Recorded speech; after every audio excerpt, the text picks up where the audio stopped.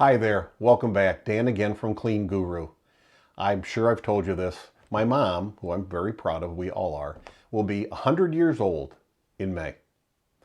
My wife, Jennifer, her dad will be 95 in December. She just lost her mom a little bit ago, but her dad will be 95, like I say, in December, a couple months.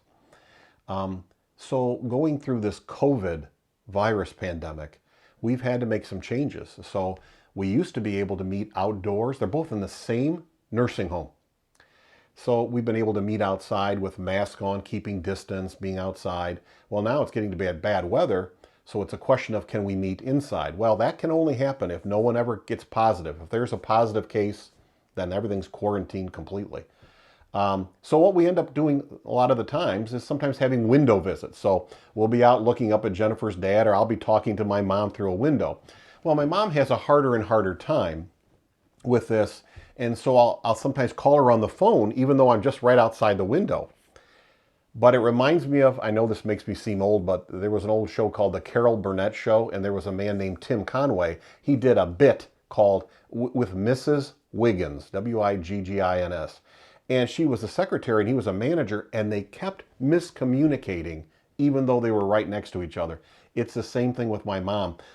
I'll call her on the phone even though I'm right outside, and then she'll say, hang on, I got to talk to someone, and I'll say, well, it's me, but then she doesn't get that, and it gets confusing. So when things get bad, and I think mom isn't understanding or is frustrated, I always keep this with me. And because that's the big message we want to give mom. By the way, that's just me doing that. The kids, we've done nicer things than that to have mom see from the window, but it's always nice to do, and it's because, of course, we want to keep the connection. This connection with our family is so important. Well, it's the same thing in a cleaning company. You know, if COVID-19 has had any good points to it, maybe it's a reminder of how important connection is. Even in the cleaning business, it's not just about cleaning, it's about connection. Connection with who? Well, vendors, customers, employees.